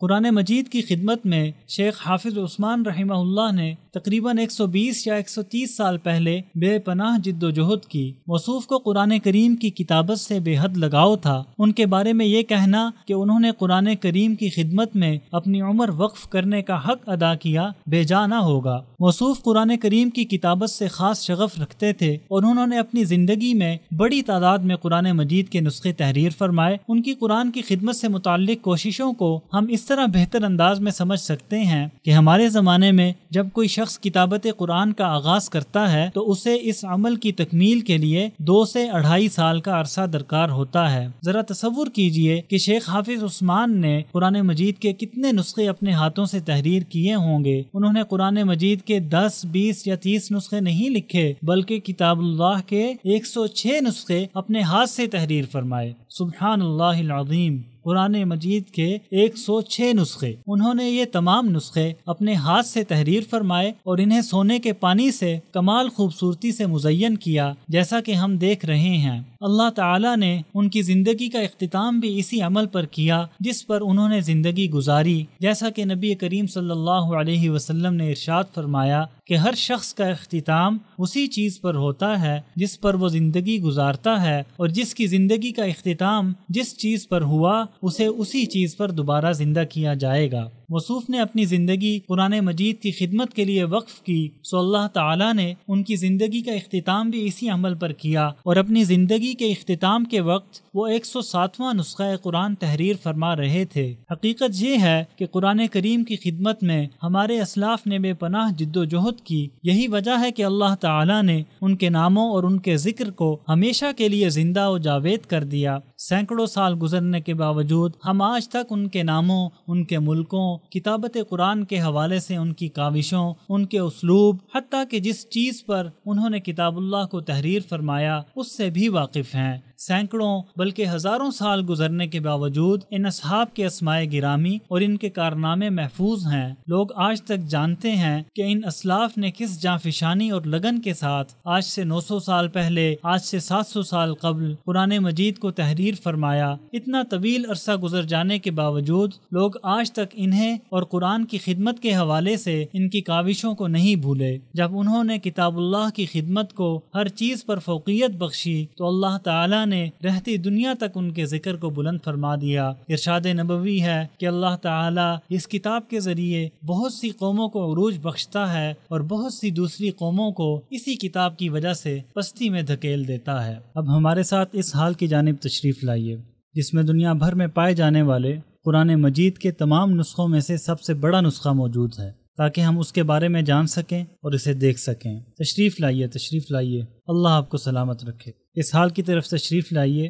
جس میں قرآن کریم کا انتہائی متمیز نسخہ رکھا ہوا ہے۔ قرآن مجید کا یہ نسخہ جسے ہم ابھی دیکھ رہے ہیں، یہ دنیا کا قدیم ترین اور ضخیم ترین نسخہ ہے۔ یہ فوٹو کاپی یا طبع شدہ نسخہ نہیں ہے بلکہ اصلی نسخہ ہے جو تقریباً 200 سال قبل تحریر کیا گیا۔ یہ پورے کا پورا ہاتھ سے لکھا ہوا ہے۔ اس نسخہ کے ہر صفحہ کی لمبائی تقریباً 160 سینٹی میٹر اور چوڑائی 80 سینٹی میٹر ہے، جبکہ اس نسخہ کا وزن 154 کلو گرام ہے۔ اس نسخے کے صفحات السی کے بیجوں سے بنے ہیں۔ آج کل اس مادے سے کاغذ نہیں بنایا جاتا کیونکہ اس سے کاغذ بنانے پر بہت زیادہ اخراجات آتے ہیں۔ اس نسخے کی سب سے دلچسپ و عجیب بات اس کا کبیر الحجم یا ثقیل الوزن ہونا نہیں ہے، بلکہ اس نسخے کی سب سے دلچسپ و عجیب بات یہ ہے کہ یہ ایک غیر عربی شخص کا تحریر کردہ ہے جن کا تعلق افغانستان سے تھا اور ان کا نام غلام محی الدین تھا۔ یہ ایک افغانی باشندے تھے جو فارسی زبان بولتے تھے، جیسا کہ آپ جانتے ہیں۔ انہوں نے قرآن کریم کے اس نسخے کو اپنے ہاتھ سے تحریر فرمایا۔ اگرچہ وہ سرے سے عربی زبان نہیں جانتے تھے، لیکن انہوں نے قرآن مجید کی کتابت کا شرف حاصل کرنے کا فیصلہ کیا تاکہ ان کا شمار بھی اہل اللہ میں ہو سکے۔ جیسا کہ نبی کریم صلی اللہ علیہ وسلم کا ارشاد ہے کہ اللہ کی قسم زمین میں کچھ لوگ اہل اللہ ہیں۔ پوچھا گیا کہ اے اللہ کے رسول، وہ اہل اللہ کون لوگ ہیں؟ تو آپ صلی اللہ علیہ وسلم نے فرمایا کہ اہل قرآن اہل اللہ اور اس کے خاص بندے ہیں۔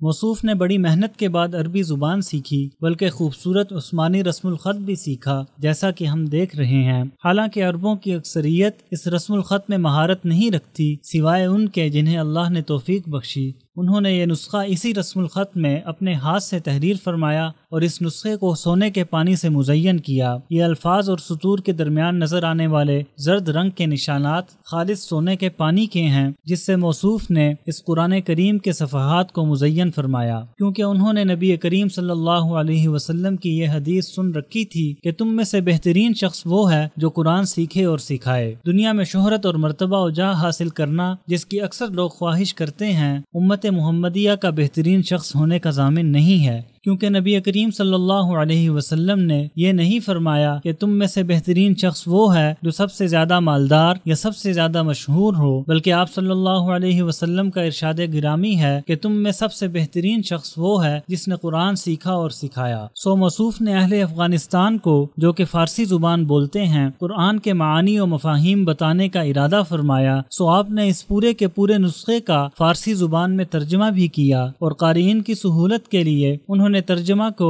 عربی متن کی کتابت سے فراغت کے بعد نہیں لکھا۔ مثال کے طور پر ایسا نہیں کیا کہ سارے کا سارا ترجمہ اس نسخے کے آخر میں تحریر کر دیں، بلکہ انہوں نے یہ ترجمہ اس نسخے کے ہر صفحے بلکہ ہر سطر کے نیچے تحریر کیا، اس خوبصورت انداز میں جیسا کہ ہم دیکھ رہے ہیں۔ ہر سطر کے نیچے سرخ رنگ میں تحریر کی گئی فارسی زبان کی یہ عبارت قرآن کریم کا فارسی ترجمہ ہے، تاکہ اہل افغانستان جب اس نسخہ قرآن کا مطالعہ کریں تو اس کے معانی و مفاہیم کو سمجھ سکیں۔ انہوں نے قرآن مجید کا یہ نسخہ 1200 صفحات پر تحریر فرمایا۔ ہر صفحے پر انہوں نے عثمانی رسم الخط میں قرآنی آیات تحریر فرمائیں اور فارسی زبان میں ان کا ترجمہ درج کیا۔ اس کے صفحات کو سونے کے پانی سے جبکہ اس کے کناروں کو خوبصورت قدرتی رنگوں سے مزین فرمایا، جیسا کہ ہم دیکھ رہے ہیں۔ کتابت و تزیین و آرائش کا یہ سارا کام موصوف نے اپنے ہاتھ سے کیا۔ اللہ تعالیٰ انہیں جزائے خیر عطا فرمائے۔ غلام محی الدین نے اس نسخہ کا انتساب تقریباً 200 سال قبل مدینہ منورہ میں واقع مسجد نبوی کے نام کیا۔ انہوں نے 4 اونٹوں پر لاد کر قرآن کریم کے اس نسخے کو افغانستان سے مدینہ منورہ منتقل کیا۔ وہ اس نسخہ کو باری باری ان اونٹوں پر لادتے، کیونکہ ایک اونٹ کے بس کی بات نہیں تھی کہ وہ اس قدر وزنی قرآنی نسخہ کو اٹھا کر یہ طویل فاصلہ طے کر سکے۔ سو وہ ایک اونٹ کو آرام پہنچانے کے لیے اس نسخے کو دوسرے اونٹ، پھر تیسرے اور پھر چوتھے اونٹ پر لادتے رہے، حتیٰ کہ یہ نسخہ مسجد نبوی میں منتقل ہو گیا۔ یہ ایک انتہائی عظیم کوشش ہے جو ایک عجمی شخص نے کی، ایک ایسا شخص جو عربی نہ تھا اور جس کی اپنی زبان میں قرآن نازل نہ ہوا تھا۔ موصوف اللہ تعالیٰ کے ہاں یہ عذر پیش کر سکتے تھے کہ اے اللہ، میں عربی زبان نہیں جانتا تھا، لیکن انہوں نے مجاہدہ کیا، زبان کی رکاوٹ کو چیلنج سمجھ کر عبور کرتے ہوئے اسے سیکھا اور اس میں مہارت حاصل کی، حتیٰ کہ قرآنی رسم الخط سیکھنے میں عربوں کی اکثریت کو پیچھے چھوڑتے ہوئے قرآن مجید کا یہ نسخہ تحریر فرمایا، جس نے ان کے نام کو ہمیشہ ہمیشہ کے لیے زندہ و جاوید کر دیا۔ وہ اپنے نامہ اعمال میں نیکیوں کے اضافے کے لیے اس نیک کام کو چھوڑ گئے۔ حافظ خطاط عثمان کا تذکرہ کرتے ہیں اور ان کے مخطوطہ قرآن کو دیکھتے ہیں، جو ہمارے لیے ایک مثال ہے کیسے ایک دور دراز علاقے افغانستان کے ایک شخص نے 200 سال قبل اس مصحف کو لکھا، پھر اس کو مسجد نبوی میں ہدیہ کر دیا۔ اب یہ مسجد نبوی میں موجود ہے اور لوگ اس سے تلاوت کرتے ہیں۔ قرآن کریم کے لیے خدمات صرف عرب تک ہی محدود نہیں، بلکہ عجمیوں نے بھی اس میں حصہ ڈالا ہے، بلکہ ایک بڑا حصہ ان کی خدمات کا ہے۔ یہاں ہم مشاہدہ کریں گے بعض مصاحف کہ جن کو خالص سونے سے مزین کیا گیا ہے، کیسے ان لوگوں نے وہ سب خرچ کر دیا جو ان کے پاس تھا کتاب اللہ کے لیے، اس کی تعظیم کے لیے، اس کی شان بلند کرنے کے لیے۔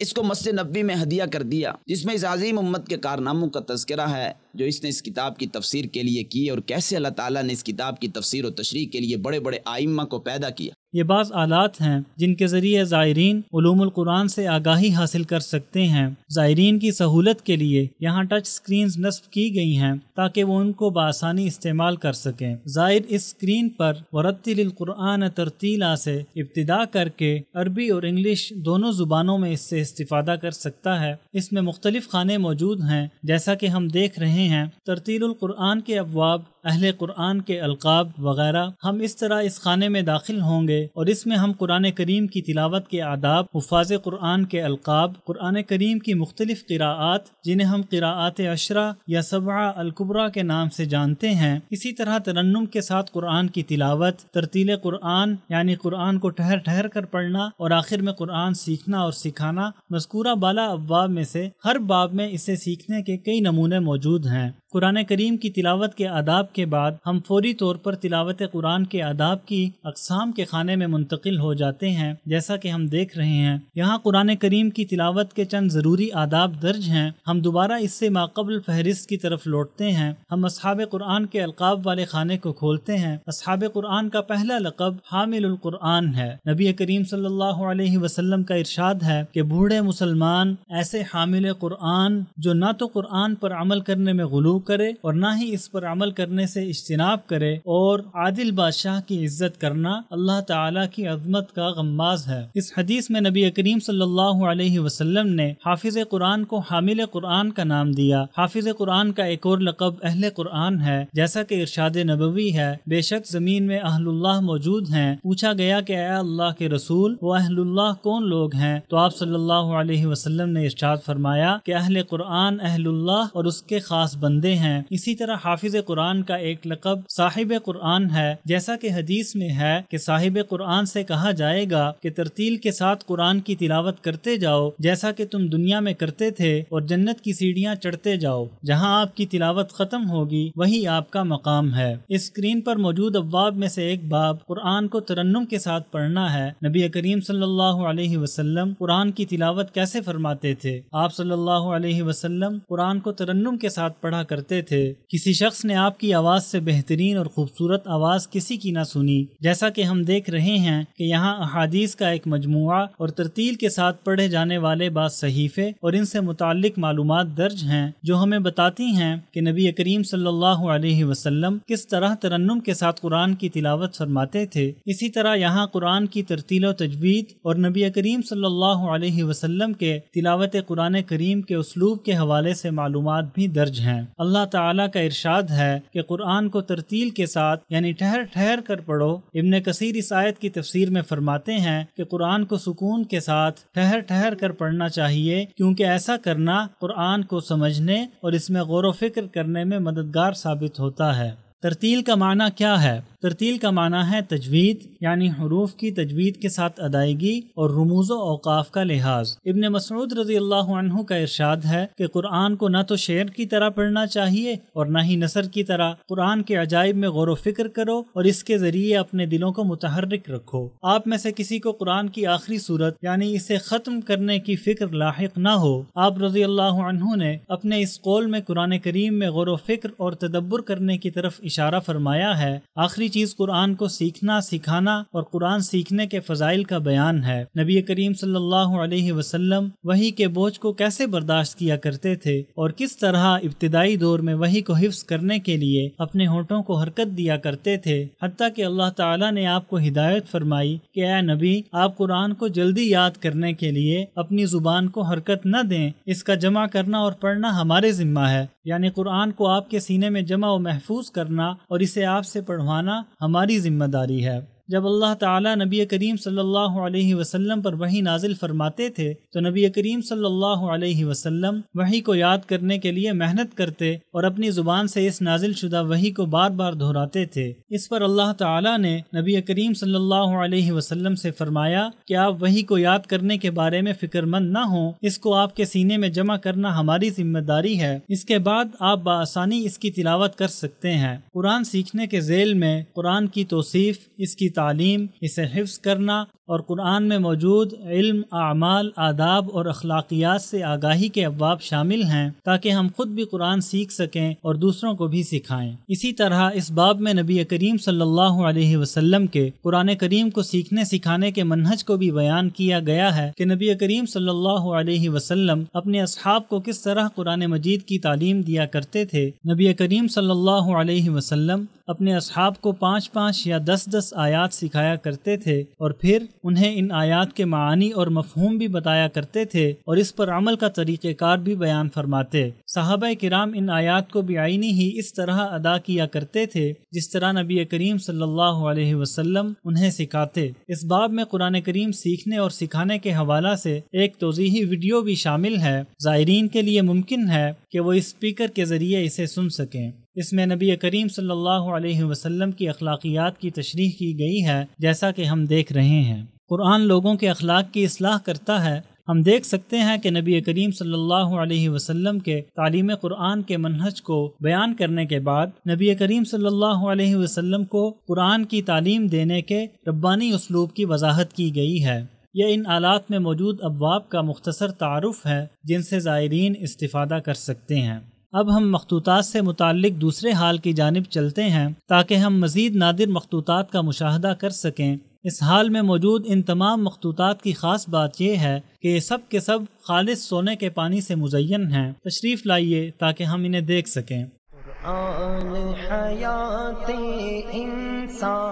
اس حال میں ہم ان نادر نسخوں کے حوالے سے بات کریں گے جن کی خاص بات یہ ہے کہ یہ سارے کے سارے نسخے خالص سونے کے پانی سے مزین ہیں۔ ہمارے سامنے موجود ان نسخوں میں جہاں کہیں بھی ہمیں زرد رنگ نظر آتا ہے یہ در حقیقت خالص سونے کا پانی ہے۔ بعض کاتبین نے 2 آیتوں کے درمیان فاصلے کے نشان کو خالص سونے کے پانی سے مزین کیا ہے جیسا کہ اس قرآنی نسخے میں ہے۔ اس کی کتابت میں کئی رسم الخط استعمال کیے گئے ہیں جیسا کہ ہم دیکھ سکتے ہیں کہ اس میں خط ثلث اور دیگر کئی اقسام کے رسم الخط استعمال کیے گئے ہیں، جبکہ بعض کاتبین نے پورے صفحے کو سونے کے پانی سے مزین کیا ہے جیسا کہ ہم اس نسخے میں دیکھ رہے ہیں کہ صفحے کے اکثر حصے پر سونے کا پانی چڑھا ہوا ہے۔ اسی طرح یہ انتہائی خوبصورت قرآنی نسخہ پورے کا پورا خالص سونے کے پانی سے مزین ہے، جبکہ بعض کاتبین نے اللہ تعالیٰ کے نام، آیتوں کے درمیان نشان فصل اور ہر سورت کی ابتدا میں بسم اللہ الرحمن الرحیم کو سونے کے پانی سے تحریر کیا ہے جیسا کہ ہم اس نسخے میں دیکھ رہے ہیں۔ اس نسخے کے کاتب جب بھی لفظ اللہ یا اللہم تحریر کرتے ہیں تو وہ عام سیاہی استعمال نہیں کرتے بلکہ اسے سونے کے پانی سے تحریر فرماتے ہیں، جبکہ ان میں سے بعض کاتبین نے پورے کا پورا قرآن ہاتھ کے ساتھ سونے کے پانی سے تحریر کیا جیسا کہ ہم اس نسخے میں دیکھ رہے ہیں۔ اسے امام حمدانی رحمہ اللہ نے 700 سال قبل تحریر کیا۔ یہ اصلی نسخہ ہے۔ ہم دیکھ رہے ہیں کہ اس نسخہ میں صرف آیتوں کے درمیان نشان فصل کی تزیین پر اکتفا نہیں کیا گیا بلکہ تمام کی تمام آیات کو سونے کے پانی سے تحریر کیا گیا ہے۔ اس نمائش میں موجود سب سے متمیز اور محتویات کے اعتبار سے سب سے موثوق قرآنی نسخہ یہی نسخہ ہے۔ اس کے کاتب نے قرآنی آیات کو سونے سے مزین صفحات پر تحریر کرنے پر اکتفا نہیں کیا بلکہ ہر صفحہ کے کناروں پر 3 حاشیے بھی لکھے ہیں۔ پہلے حاشیہ میں انہوں نے اس صفحہ میں وارد ہونے والی قراءات کا ذکر کیا ہے، دوسرے حاشیہ میں اس صفحہ کی آسان تفسیر تحریر فرمائی ہے جو کہ عربی زبان میں ہے، اور تیسرے حاشیہ میں معانی قرآن کا فارسی ترجمہ تحریر فرمایا ہے۔ اس نسخہ کی آیات اور سارے کے سارے حواشی سونے سے تحریر کردہ ہیں۔ یہ ہمارے یہاں موجود سب سے موثوق قرآنی نسخہ سمجھا جاتا ہے۔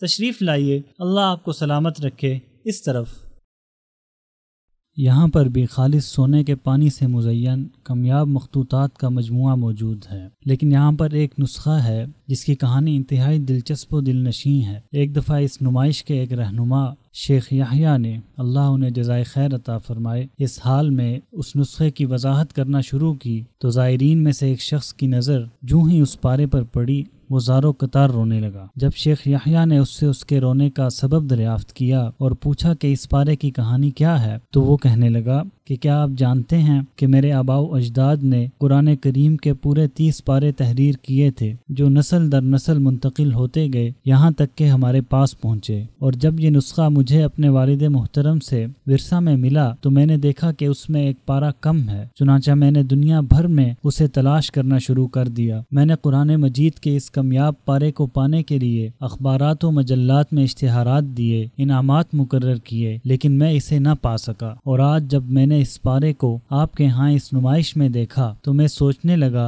کہ سبحان اللہ، کس طرح اللہ پاک اپنی کتاب کی حفاظت فرمائے ہوئے ہیں۔ اب ہم اس الماری کی طرف چلتے ہیں۔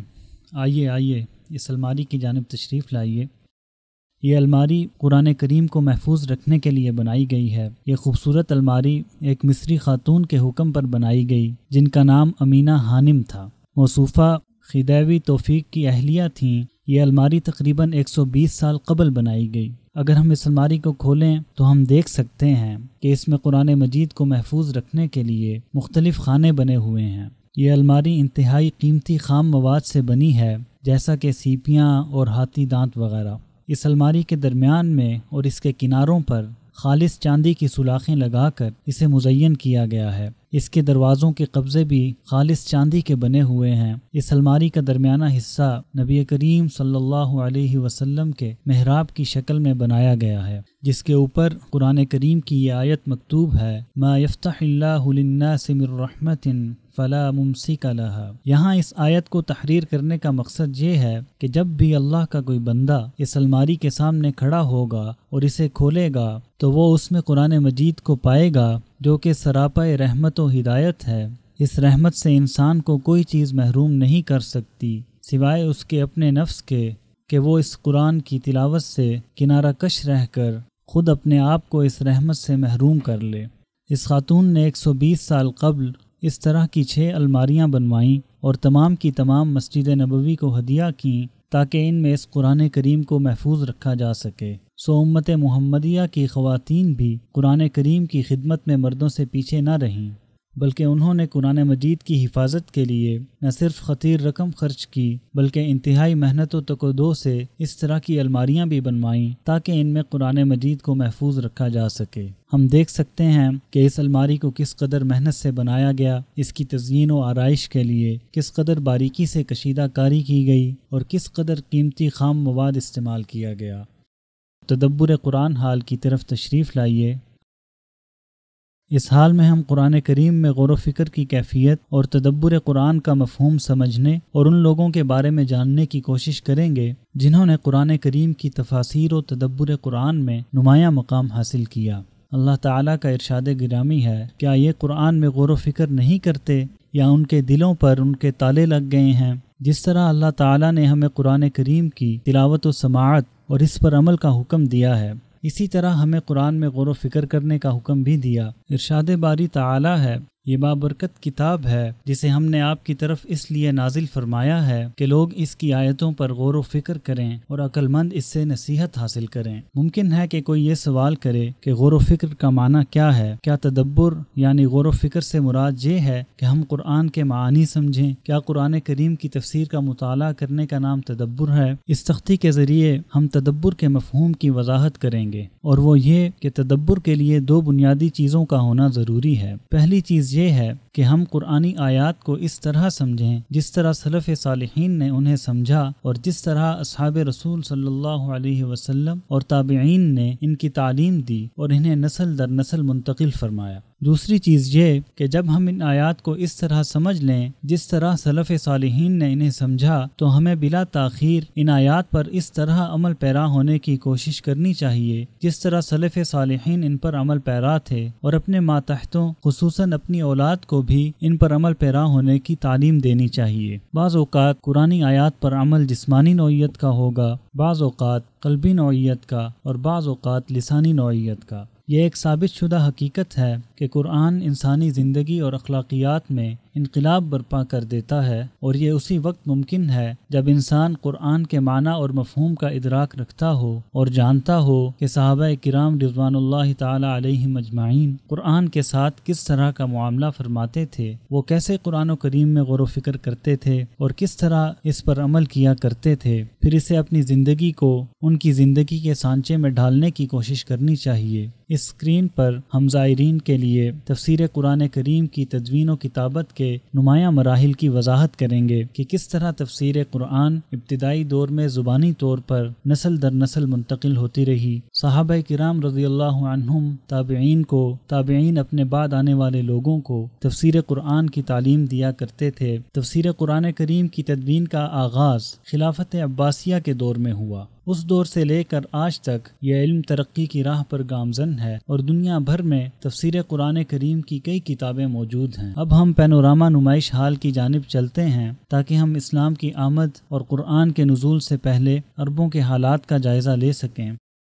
آئیے تاکہ ہم چند سمارٹ ڈیوائسز اور آلات کا مشاہدہ کر سکیں جو قرآن کریم میں تدبر اور اس کی تفسیر کی وضاحت کے لیے یہاں رکھے گئے ہیں۔ جب زائرین ان آلات کا استعمال شروع کرتے ہیں تو ان کے سامنے ایک صفحہ نمودار ہوتا ہے جس پر مختلف ابواب درج ہیں، جیسا کہ 100 مشہور و معروف مفسرین، چند مشہور و معروف تفاسیر، قرآن میں تدبر کا اسلوب، ایمان و توحید وغیرہ۔ مشاہیر مفسرین کے باب میں ہم رسول اللہ صلی اللہ علیہ وسلم کے صحابہ سے ابتدا کریں گے اور پھر تابعین میں سے چند مفسرین کا ذکر کریں گے۔ صحابہ کرام رضی اللہ عنہم میں سے مشہور مفسرین علی بن ابی طالب، عبداللہ ابن عباس، ابن مسعود، اسی طرح ابی ابن کعب رضی اللہ تعالی عنہم تھے۔ پھر ہم تابعین میں سے بعض مشہور و معروف مفسرین کا ذکر کریں گے، اگرچہ ان کی تعداد بہت زیادہ ہے، لیکن زید بن اسلم، علقمہ اور مسروق اس دور کے معروف و مشہور مفسرین تھے۔ اسی طرح اس فارسی تختی کے ابواب میں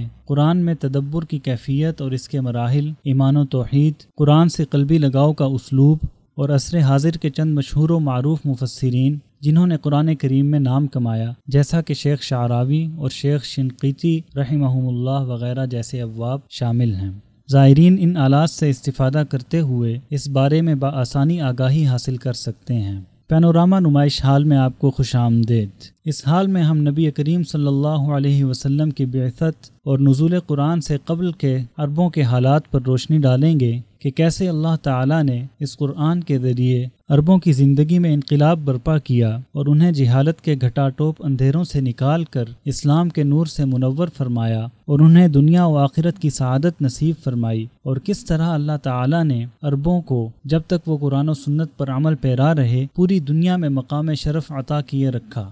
في قلب الصحراء العربية على رجل أمي من قريش أنزلت الرسالة الأخيرة من السماء إلى الأرض، فتغير معها مجرى التاريخ إلى يوم القيامة تغيرا شمل الزمان والمكان والإنسان.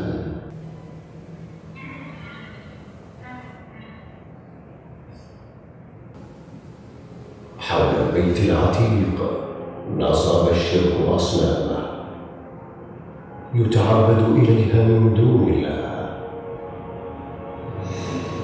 خرج الكفر أسوأ ما في النفس البشرية وأقبح، فكانت جاهلية استباحت النفس والعدل والمال،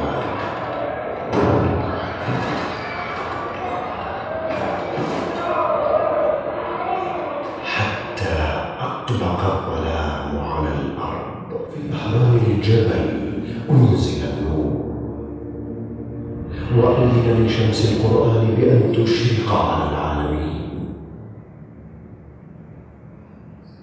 لتمحو آثار الجاهلية الأولى وتستغل الدنيا بظل الإسلام. وقل جاء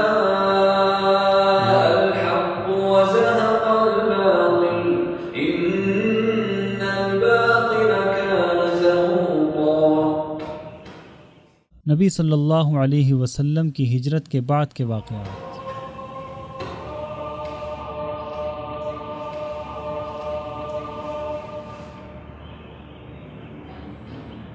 بالقرآن ارتفع بنيان الحضارة المقدم، وبه هديت الأرض، وبه هدي الناس إلى الصراط المستقيم.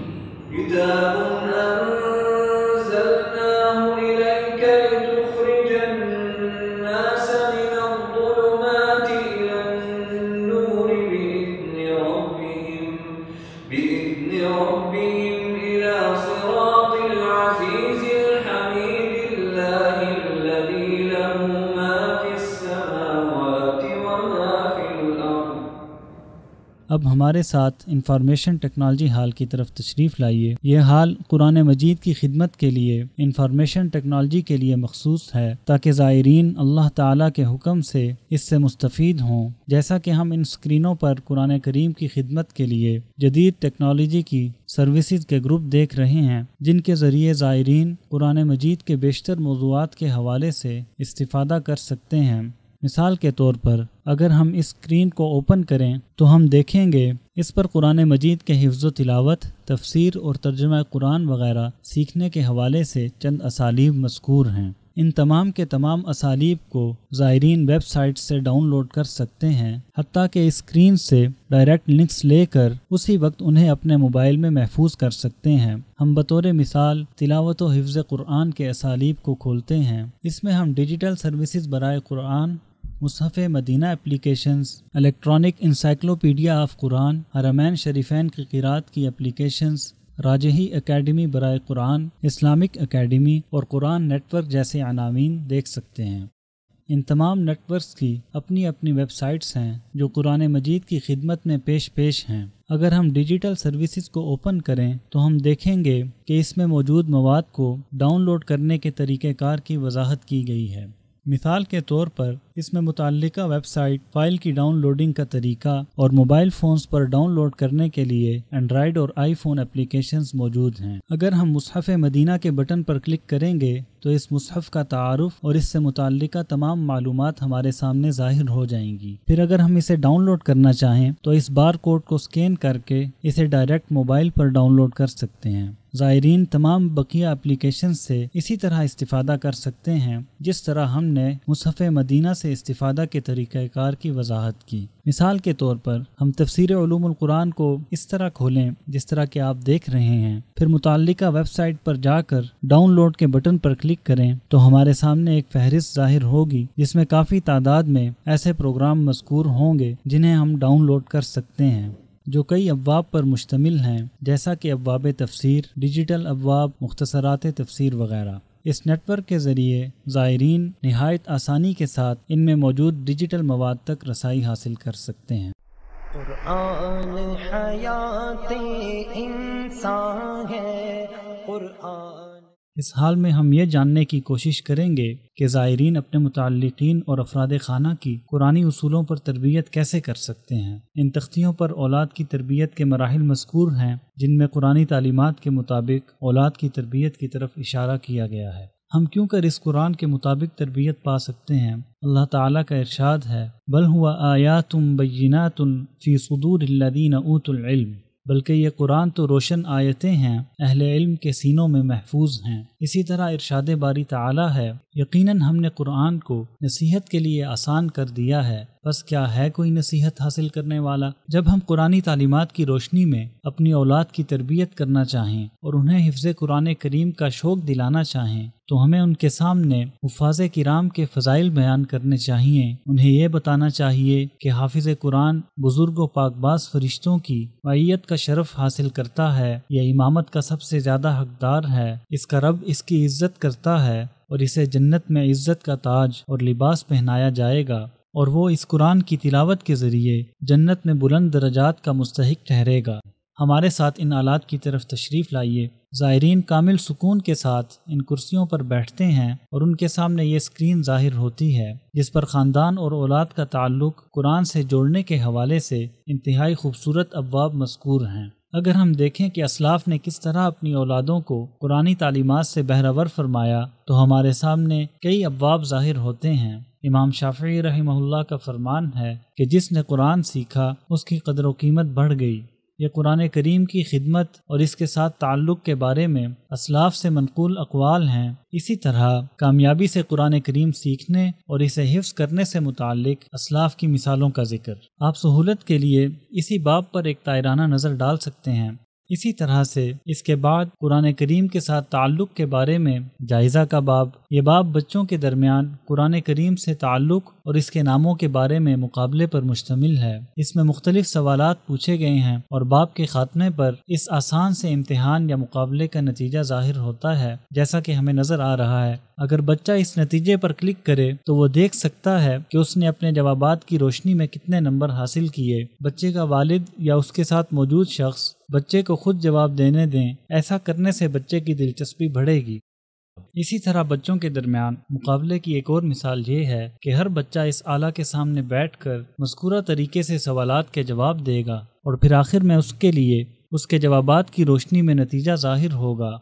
اس طرح سے آپ نے صرف 10 نمبر حاصل کیے، اس کا مطلب یہ ہے کہ آپ نے صرف ایک سوال کا درست جواب دیا۔ حسن خلق کا باب، اس باب میں بچوں کی عمر کا لحاظ کرتے ہوئے 3 سال سے 12 سال تک کے بچوں کے لیے آسان آیات کا انتخاب کیا گیا ہے۔ الحمدللہ آپ نے 100 میں سے 100 نمبر لیے۔ یہ بھی موجودہ ابواب کے مسابقات اور مقابلوں کا حصہ ہے، اس پر فخر کرنا بجا ہے۔ قرآن سیکھیے کے نام سے ایک نوٹ بک موجود ہے۔ زائرین اس نوٹ بک کو اس ویب سائٹ سے ڈاؤن لوڈ بھی کر سکتے ہیں۔ اس ویب سائٹ کے ذریعے زائرین اس نوٹ بک میں اسکرین پر ظاہر ہونے والے قرآن کریم سیکھنے کے اسلوب کا مشاہدہ بھی کر سکتے ہیں۔ اسی طرح نئے بچوں کو قرآن سیکھنے اور حفظ کرنے کی طرف راغب کرنے کے لیے عدنان مع القرآن کے نام سے ایک دلچسپ اسلوب بھی موجود ہے۔ اسے بھی اس ویب سائٹ سے ڈاؤن لوڈ کیا جا سکتا ہے، جیسا کہ ہم دیکھ رہے ہیں۔ اس موجودہ لنک سے یہ تمام کے تمام پروگرام ڈاؤن لوڈ کیے جا سکتے ہیں۔ اب ہم چند ویڈیوز دیکھتے ہیں جو اس بات کی وضاحت کرتی ہیں کہ قرآن زندگی ہے اور یہ زندگی کے تمام پہلوؤں کا احاطہ کیے ہوئے ہے۔ حقیقت یہ ہے کہ قرآن کریم انسان کو زندگی کا اصل مزہ چکھاتا ہے۔ نمائش کے اختتام سے پہلے زائرین کے لیے یہاں بیٹھنا زیادہ بہتر ہے تاکہ نمائش کے اختتام پر ہم ان سے کہہ سکیں کہ تشریف لے آئیں، نمائش کا وقت ختم ہوا چاہتا ہے۔ یہ جدید ٹیکنالوجی سے متعلق بعض چیزیں تھیں جو بچوں کو قرآن کریم کی طرف مائل کرنے سے متعلق تھیں تاکہ انہیں یہ سکھایا جا سکے کہ انہیں قرآن کے ساتھ کس طرح کا معاملہ کرنا چاہیے۔ اب میرے ساتھ شاہ فہد کمپلیکس برائے طباعت قرآن ہال کی طرف تشریف لائیے تاکہ ہم اس کمپلیکس کی کوششوں کا مشاہدہ کر سکیں۔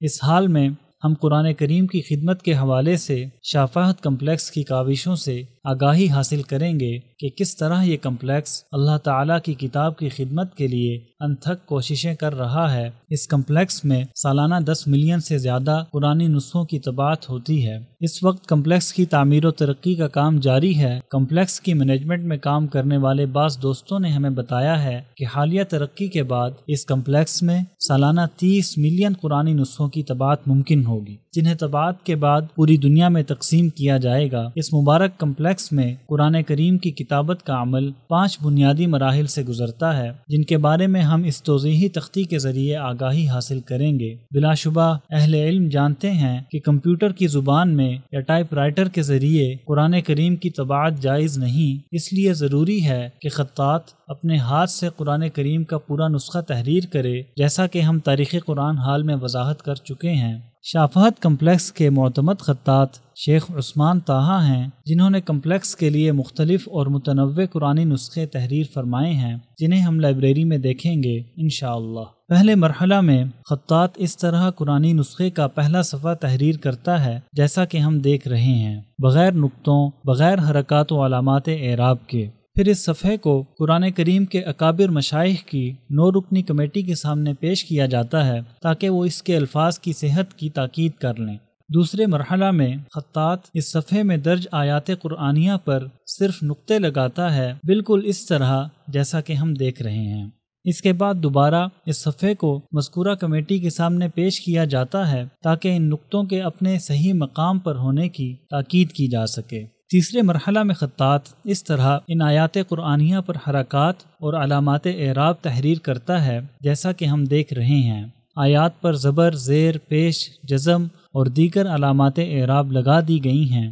پھر جب خطاط حرکات و علامات لگا چکتا ہے تو مذکورہ صفحہ کو ایک بار پھر مذکورہ 9 رکنی کمیٹی کے سامنے پیش کر دیا جاتا ہے تاکہ وہ ان حرکات اور علامات کی صحت کی تاکید کر لے۔ چوتھے مرحلہ میں خطاط علامات وصل و ابتدا مثلاً صاد لام یا قاف لام یا اور جیم وغیرہ تحریر کرتا ہے اور اسے ایک بار پھر مذکورہ کمیٹی کے سامنے پیش کیا جاتا ہے تاکہ وہ ان علامات کے محل کی صحت کی تاکید کر لے۔ اسے پھر خطاط کو بھیج دیا جاتا ہے اور 5ویں مرحلہ میں وہ آیات کے نمبر تحریر کرتا ہے اور احزاب اور سجدوں کے مقامات کی نشاندہی کرتا ہے۔ جب وہ 5واں مرحلہ بھی مکمل کر لیتا ہے تو اسے ایک بار پھر کمیٹی کے سامنے پیش کیا جاتا ہے تاکہ وہ آیات کے نمبروں اور مقامات سجدہ وغیرہ کی تاکید کر لے۔ ہم نے صرف ایک صفحہ میں قرآن مجید کی کتابت کے ان 5 کے 5 مراحل کا مشاہدہ کیا۔ یہ ہے وہ عظیم کاوش جو بلاد الحرمین الشریفین کے نام سے موسوم سعودی عرب کی جانب سے قرآن کریم کی خدمت کے لیے پیش کی جا رہی ہے۔ آئیے اب اس لائبریری کی جانب چلتے ہیں جو قرآن کریم کی خدمت کے حوالے سے اس کمپلیکس کی کاوشوں اور محنت کی عکاسی کرتی ہے۔ تشریف لائیے، اللہ آپ کو سلامت رکھے۔ جیسا کہ ہم دیکھ رہے ہیں کہ یہ قرآن کریم کی طباعت کے حوالے سے شافہت کمپلیکس کی منشورات ہیں۔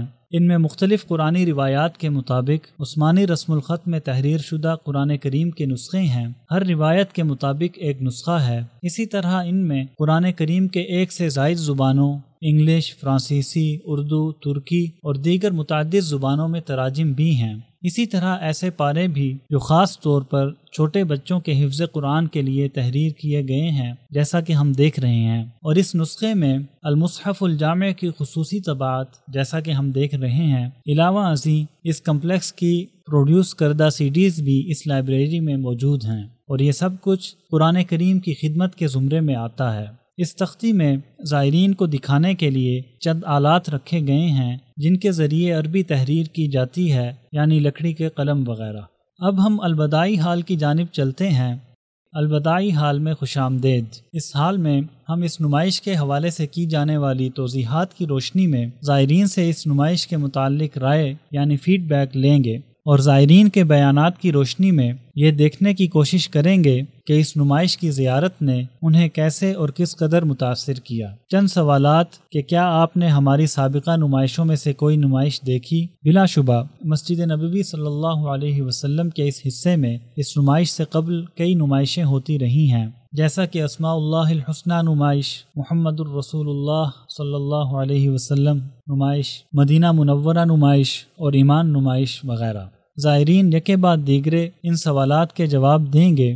آپ اس نمائش کو کتنے نمبر دیں گے؟ پھر اس نمائش کے ان نمایاں حالوں کے بارے میں سوال جو زائرین کی توجہ کا مرکز رہے کہ ان حالوں کا ذکر کیجئے جن سے آپ متاثر ہوئے۔ پھر کیا یہ نمائش آپ کے قرآن سے قرب کا سبب بنی؟ اس کے بعد اس نمائش کو مزید بہتر بنانے کے لیے تجاویز تاکہ آئندہ نمائش کو مزید بہتر بنایا جا سکے اور زائرین اس سے بطریق احسن استفادہ کر سکیں۔ ہماری آئندہ نمائش کی بہتری کے لیے آپ کی کیا تجاویز ہیں؟ اسی طرح ایک سوال ای میل اور موبائل نمبر سے متعلق ہے تاکہ ہم باہم رابطہ میں رہیں۔ پھر ان بیانات کو متعلقہ کمپنی کی طرف بھیجا جائے گا تاکہ وہ انہیں محفوظ رکھ سکے۔ یہاں پر بھی اسکرینز موجود ہیں جن پر اس نمائش کی آفیشیل ویب سائٹ کو دیکھا جا سکتا ہے۔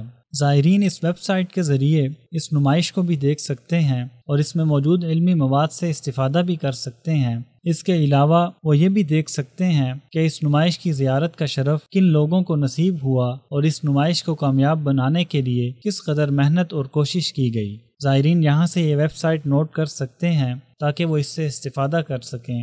اسی طرح سوشل میڈیا پر بھی ہم اس کمپنی کے آفیشیل پیجز دیکھ سکتے ہیں۔ مثلا یہاں پر ہم ٹویٹر اور فیس بک پر موجود کمپنی کے آفیشیل پیجز دیکھ سکتے ہیں جن کے ذریعے لوگ بآسانی اس ویب سائٹ سے متعلق معلومات سے آگاہی حاصل کر سکتے ہیں۔ آخر میں یہاں اس قرآن نمائش کے متعلق میموریل گفٹ سینٹر بھی موجود ہے جس میں زائرین کی سہولت کے لیے اس نمائش میں موجود علمی مواد کو CDs، کتابچوں اور USB میں محفوظ کیا گیا ہے تاکہ زائرین انہیں بآسانی اپنے ساتھ لے جا سکیں۔ یہ مواد علامتی قیمت پر فروخت کیا جا رہا ہے جس کے ذریعے زائرین اس نمائش سے کوچ کر جانے کے بعد بھی استفادہ کر سکتے ہیں۔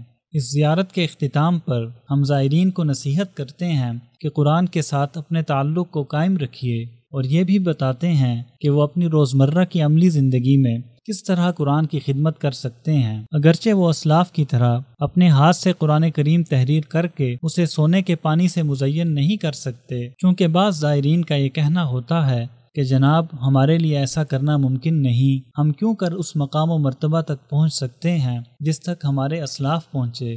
ہم پابندی کے ساتھ اس قرآن کی تلاوت، سماعت، اس میں غور و فکر اور پھر اپنی بساط کے مطابق اس قرآن پر عمل پیرا ہو کر اس مقام تک پہنچ سکتے ہیں، حتیٰ کہ قرآن ہمارا اخلاق بن جائے، جیسا کہ نبی کریم صلی اللہ علیہ وسلم کا اخلاق قرآن تھا۔ حضرت عائشہ رضی اللہ تعالی عنہا کا فرمان ہے کہ قرآن مجید آپ صلی اللہ علیہ وسلم کا اخلاق تھا۔ حضرت عائشہ رضی اللہ تعالی عنہا آپ صلی اللہ علیہ وسلم کے قرآن پر عمل اور عملی زندگی میں قرآنی احکامات کی پاسداری کے پیش نظر فرماتی ہیں کہ آپ صلی اللہ علیہ وسلم چلتے پھرتے قرآن تھے۔ ہم قرآن کی مخصوص آیات کی تلاوت کر سکتے ہیں، انہیں سمجھ کر اور ان کی آسان تفسیر کا مطالعہ کر کے انہیں اپنی عملی زندگی پر لاگو کر سکتے ہیں، اور جب ہم ان آیات پر پابندی سے عمل کرنے لگ جائیں جیسا کہ صحابہ کرام رضی اللہ عنہم کرتے تھے، تو ہم چند دوسری آیات کو لے سکتے ہیں۔ ہمیں کبھی قرآن کی تلاوت کرنی چاہیے تو کبھی اس کی سماعت، کبھی اسے حفظ کرنا چاہیے تو کبھی اس کی آیات پر عمل کرنے کی کوشش کرنی چاہیے۔ اس طرح ہم قرآنی تعلیمات کے مطابق زندگی بسر کر سکتے ہیں۔ پھر ہم یہ کہہ سکیں گے کہ ہمارے اخلاق نبی کریم صلی اللہ علیہ وسلم اور صحابہ کرام والے اخلاق ہیں، اور انشاءاللہ تعالی اللہ پاک ہمیں ان صالح لوگوں کے ساتھ ملا دیں گے۔ اور جب ہم اس قرآن کو سیکھیں گے، اس کی تلاوت کا اہتمام کریں گے اور پھر اس پر عمل پیرا ہوں گے، تو اللہ تعالی ہمیں دنیا اور آخرت میں بلند رتبہ عطا فرمائیں گے۔ اللہ تعالی سے دعا ہے کہ وہ ہم سب کا شمار اہل قرآن میں فرمائے اور ہمیں ان لوگوں میں شامل کر دے جو اہل اللہ اور اس کے خاص لوگ ہیں، اور ہمیں صبح و شام اس قرآن کی تلاوت کرنے والا بنا دے، اور جس دن ہم اس سے ملیں اس دن قرآن کو ہمارے حق میں شفاعت کرنے والا بنائے، اور قرآن کو ہمارے حق میں حجت بنائے، نہ کہ ہمارے خلاف۔ جزاکم اللہ خیرا۔ قرآن حیات انسان ہے، قرآن ہمارا رہبر ہے، قرآن حیات انسان ہے، قرآن ہمارا رہبر ہے۔ نہ پوچھ تو رتبہ اس کا سن، ہر شے سے عظمت برتر ہے، قرآن حیات انسان